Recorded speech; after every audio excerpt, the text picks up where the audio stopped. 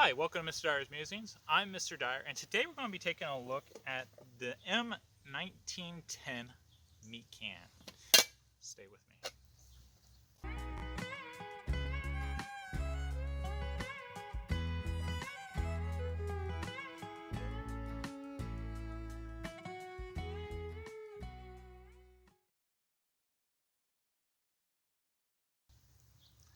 As always, I like to thank you guys, my viewers, my subscribers, for taking the time to watch this video and learning with me. I appreciate my patrons on Patreon. If you get a chance, even if you have just a dollar or some change that you can spare, please help support this channel on Patreon. Check it out. And if you're one of the largest patrons on Patreon, I'll even personally pick out a straight razor. I'll hone it myself, make it shave ready, and I'll send it out to you as a thank you gift. So please check out the patron page on Patreon. Please like the video. If you liked it, please don't forget to hit subscribe and the bell notification so you know when these videos come out. And all that helps the channel grow and helps other people find it. So what we have here is the M1910 meat can, or the mess kit. Now, there's a lot of other videos about this, so I'm going to take it a little bit different direction. I'm going to talk briefly about the history, but also why it's part of this channel. So the meat can was literally designed for the meat ration. In 1874, right before the Spanish-American War, they came out with this type of mess kit. Now the 1874 mess kit still had pretty much identical features. It had the deeper dish, and it had a steel handle, and it had a top. Now the plate for the 1874 was a little bit more bold than this. This is very, very flat, very, very thin. And all the parts were tinned steel. And then in 1910, they redid it, and they came out with this particular mess kit. And it's all aluminum. Even this is a cast aluminum, so it's not going to rust, which is really nice. Now if you notice, it has a little ring on it, and this has a little hook. That hook is used to clasp the bottom pan so they all stick together. But it's called a mess kit because it's not necessarily designed actually for cooking. It's designed to go through a mess line or a mess hall and get your food. So the little ring right there is nice to put over your handle. You can hold it like so, get your soup or whatever, maybe your piece of bread, and you can go on with your life. Now, just because it was designed to be a mess kit, not necessarily a cooking kit, there were opportunities for soldiers to use this for cooking. But it is called a mess kit, not a cooking kit. Now, in 1918, they redesigned this. So right before the end of World War I, they redesigned this mess kit to have a deeper plate, because this plate is almost useless. Unless you have something that's very, very flat and you can hold it nice and steady, things can easily drop off of it. So the 1918 mess kit made a lot more sense. And then right before World War II, they redesigned it again. And that's really the more common style of mess kit that people think about visually and see when they use this. Now, why do I have this for our video besides just talking about it? The Boy Scouts of America in 1910 was started, and a year later they came out with the catalogs. And they put out catalogs even to today for you to buy camping gear. Well, the early Boy Scouts were offered surplus Army mess kits. So in the 1920s, which is the period that I mostly represent, the 1930s, these type of 1910 mess kits were offered as surplus to get them out. So a lot of Boy Scouts use these for their camping and patrol needs. So there you go. That is the M1910 mess kit, and it fits perfectly in this M1878 haversack. As you can see, it goes right in here. You fold it, and then you have your portable kitchen and other items that you could use. Now I already did a video on this and we discussed it. We also checked out the early Boy Scout haversacks and how similar they were to the 1878.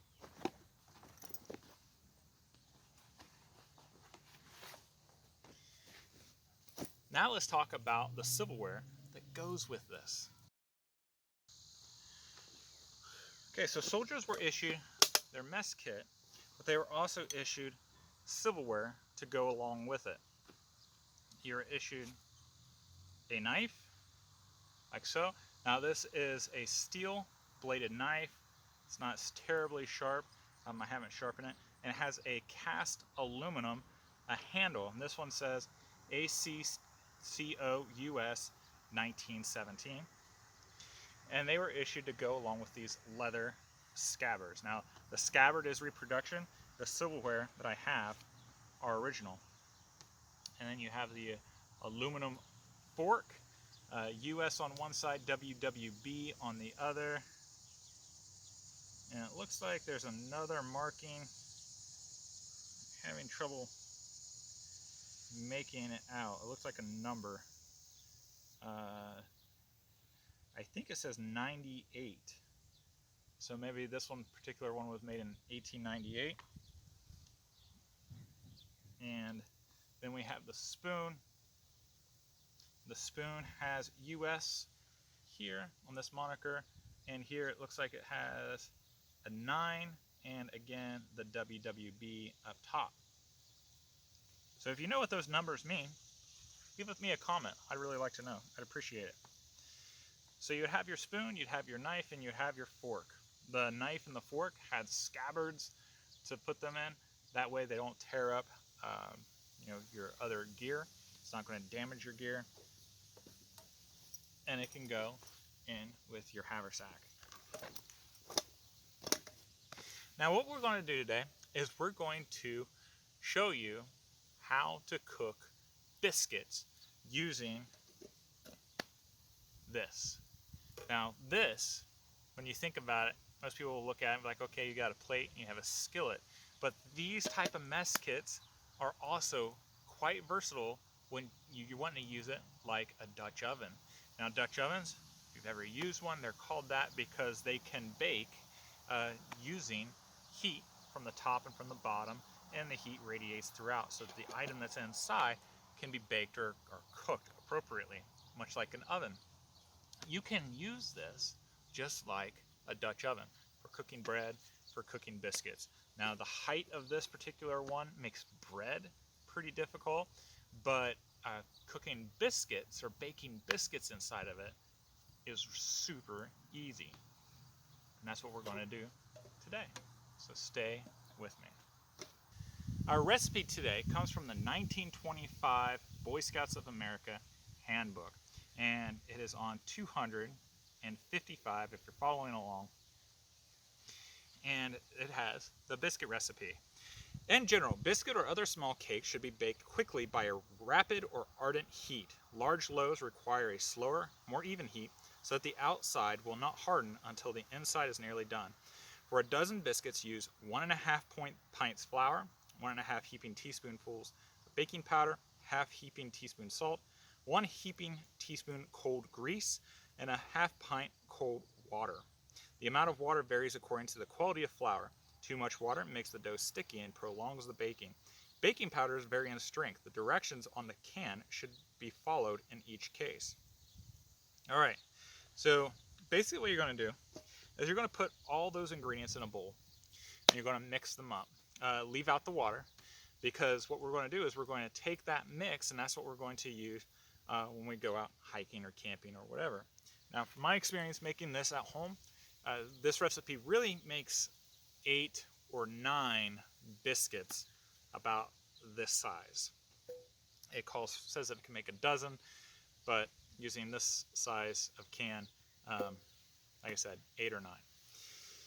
You're going to mix it all. And now the cold grease that I used was bacon grease, because that's what I always have. Here in the Midwest and Appalachia, Ohio, whenever we have bacon, we always save the grease. You never know when you're going to need it.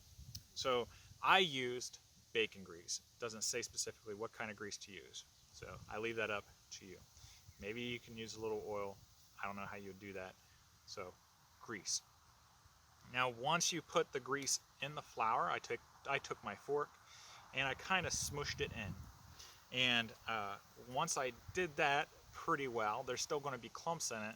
So then I took my hands and I did a pinching motion to get that grease broken up into the flour. Now, even the book says that it's kind of tedious, but it's not something that you want to get lazy on. It just really makes for a quality dough. Once you get it all pinched out and you can't really find any big lumps anymore, you're good to go. Again, mix it up with a fork. I put it in a little tin container for me to go camping with, and I put the rest of it in a Ziploc bag and I put it in the freezer to save for whenever I need it. So the water amount just depends on what you use. And you don't want to use too much water. You always want to save some mixture. Don't use all your mixture. And I'll show that in the video coming up of me preparing this and going through the various steps. But once you have your can of mixture, you're good to go. You take it out and you put a little bit of water, you mix it up. You can pat it if you want. You don't want to you don't want to knead it really hard, because you want the baking powder to work. You want those gases to make a nice fluffy biscuit.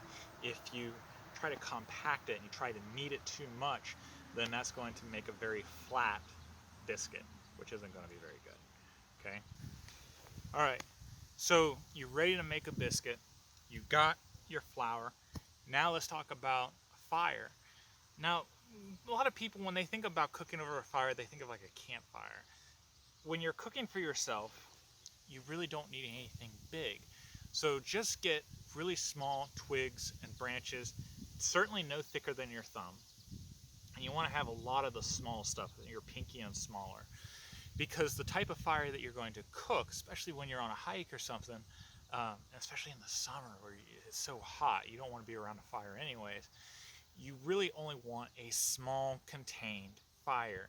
But you want enough fire, that way it gives you the coals. Because you're going to have coals on the bottom, then you're going to have to suspend your skillet, your mess kit, some way. That way it's not sitting on the coals, you want it suspended.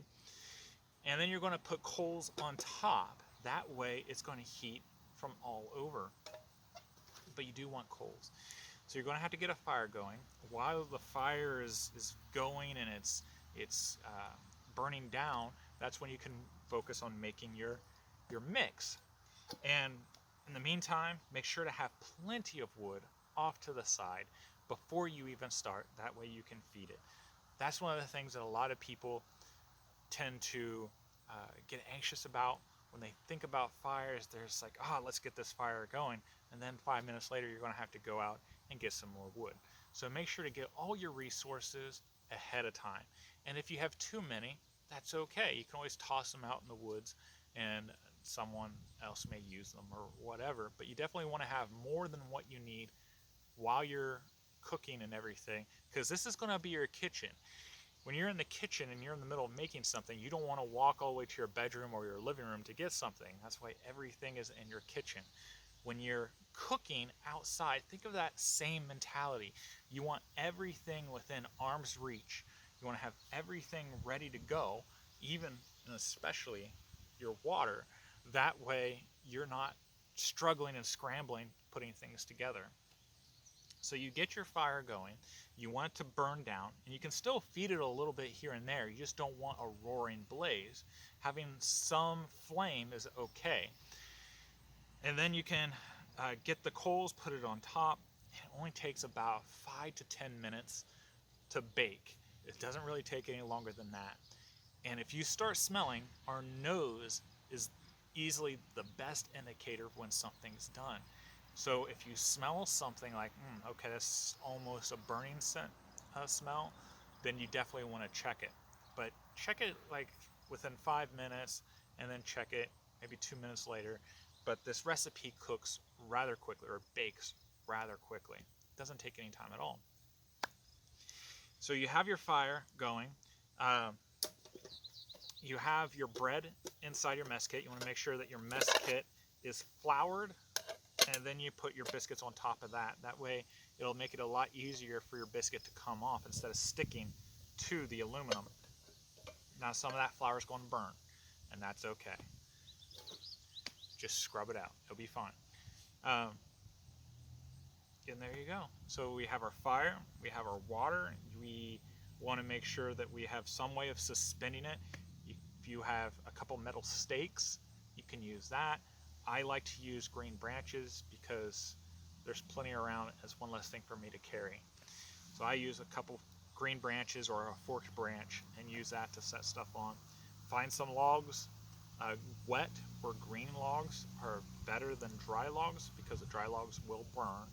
So that's just one more thing you have to worry about after you're done and when you need to clean up. Let's talk about cleanup. Now I'm going to talk at the very end on how to clean up your mess kit, but in regards to your fire, the area that you're preparing, you want to make sure it's thoroughly out. You want to make sure that you have plenty of water, that you can put it out, and you want to have something like a shovel, that way you can stir it and get rid of any possibility of a fire. And any of the logs that are partially burned, then you're going to want to make sure it's watered down as well, and chip at it with your shovel, make sure it's in there really good, and you've got the water completely extinguishing it. Throw those logs out. Make sure that you don't leave a mess for the next person who's going to come camping out. Make sure it's thoroughly out, and then you want to cover it back with the sod. And another thing a lot of people forget about is you want to water down the sod. That way the grass can take root again in this very, now it's going to be hardened and possibly acidic dirt. So you want to make sure that the sod is wet so it can take hold again. And then in a year, when you come back, it'll be perfectly fine. You won't even know that you were there.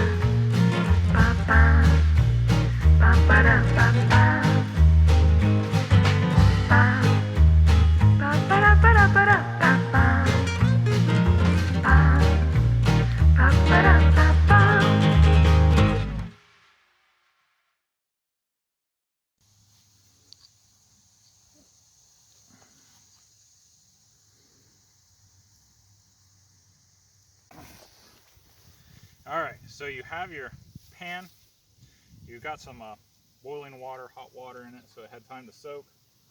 Now it's time to scrub it. I take my fork, metal, and do the scraping like this to get the big, really hard chunks.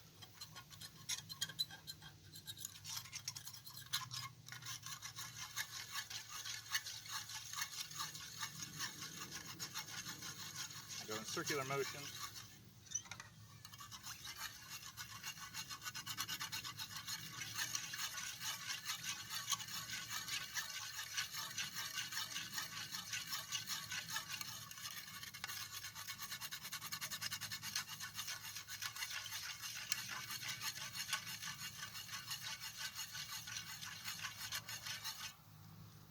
And that gets the majority of it.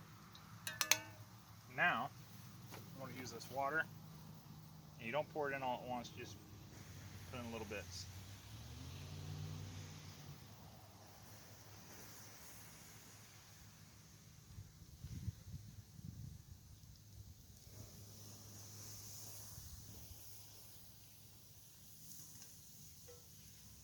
Okay, now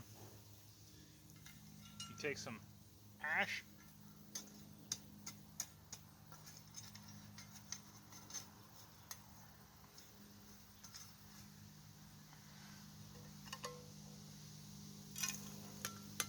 put it in there, take out the sticks. Now the Boy Scout manual tells you to just take some sod and scrub away.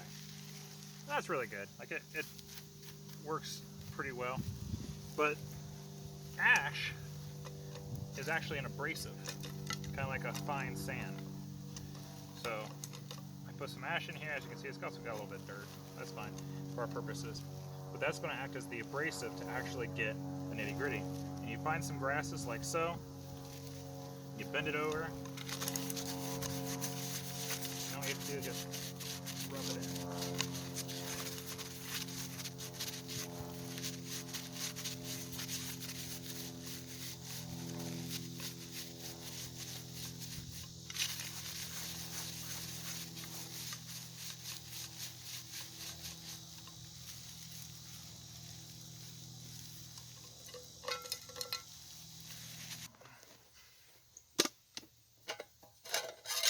So as you can see, the mess kit still has a little bit of black stuff in it. So I'll take it home and I'll take a Brillo pad and scrub it out really good. But I won't touch the outside. The outside you really don't want shiny. There's a prolific Boy Scout leader named Green Bar Bill, and he was a longtime contributor to the Boys Life magazine and Scout magazine, and he also was the author of the very first Patrol Leader's Handbook, which I love. If you get a chance to read that, you definitely should. It has a lot of great information. It's just well written. But he talks about how to clean your mess kits, how to clean your messware. And in it, he doesn't mention using the ash. That's something I learned from my experience in Civil War reenacting.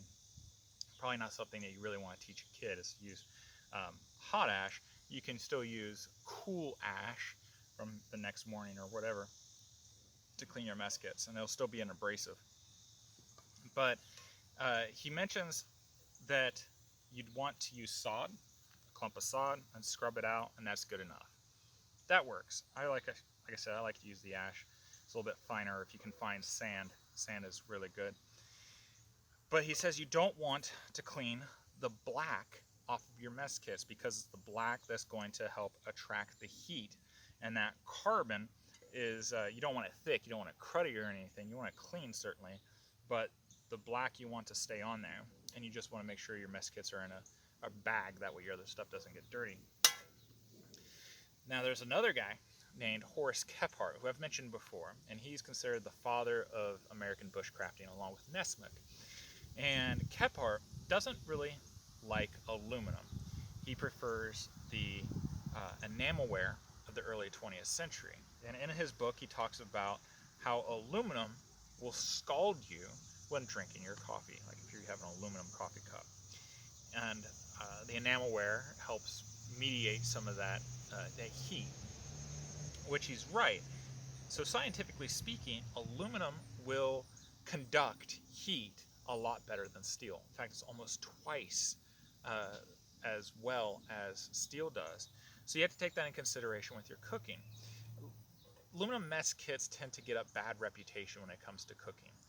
Now, I wouldn't advocate getting one of the cheap, modern, super thin, almost like pop can rated aluminum.